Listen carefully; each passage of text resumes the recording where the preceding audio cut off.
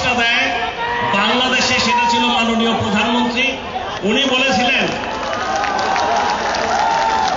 হারি জিত ভয় পাবা না, বাঘের মতো লড়ে যাবা।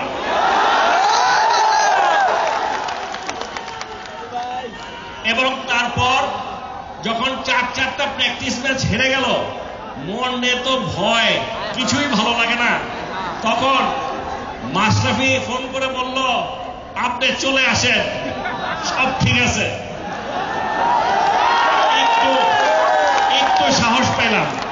তারপরে আমাদের হেড কোচ হাতুরা সিং আমাকে বলল টিম খুব ভালো করবে, প্রেসিডেন্ট ভয় পায়ও না।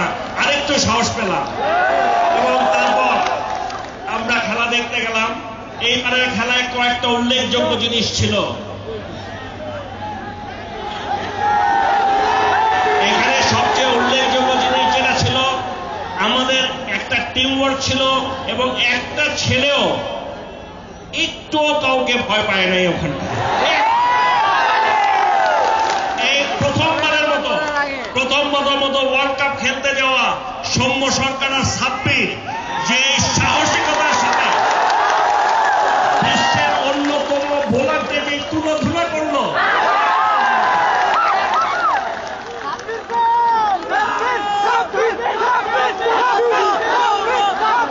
মুশফিক কয়েকজনের কথা না বললেই না, বাংলাদেশের ব্যাটিং স্তম্ভ, সবসময় সে বাংলাদেশের সেরা ব্যাটসম্যান।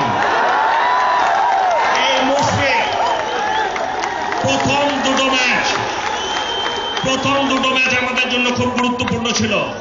সেখানটায় তামিম এবং বিজয় একটা সুন্দর সূচনা এনে দেয়, কিন্তু তারপরও রান রেটকে উপরে ওঠানোর জন্য আমাদের মুশফিক প্রথম দ্বিতীয় দোনোটা ম্যাচে যদি সবচেয়ে বেশি ক্রেডিট দিতে হয় কাউকে, আমি বলবো এটা মুশফিক।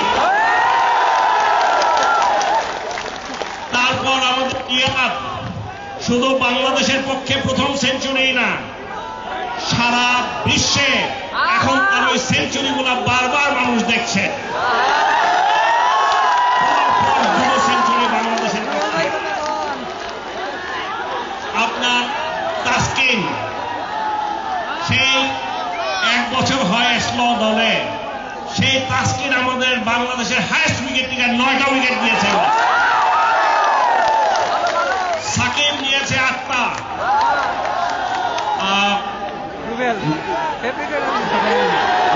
নিয়েছে 7টা, আর হিসাব করলে রুবেল মনে 8টা, আমার মনে 80টা। ওর ওই 2 বল, আমি গভর্নরের বাসায় রাত্রে ডিনারে গিয়েছিলাম, অস্ট্রেলিয়ার গভর্নরের বাসায় গিয়ে দেখি ভিডিওতে স্ক্রিনে শুধু একটাই জিনিস দেখাচ্ছে, রুবেলের সেই বল।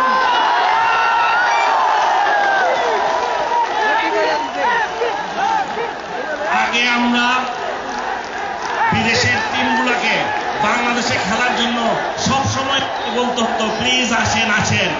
এখন তারা আমাদের সাথে খেলার জন্য আগামী কয়েক বছর শুধু ফাইনাল পর্যন্ত উঠেছি, আমাদের আরো সামনে যাওয়ার কথা ছিল।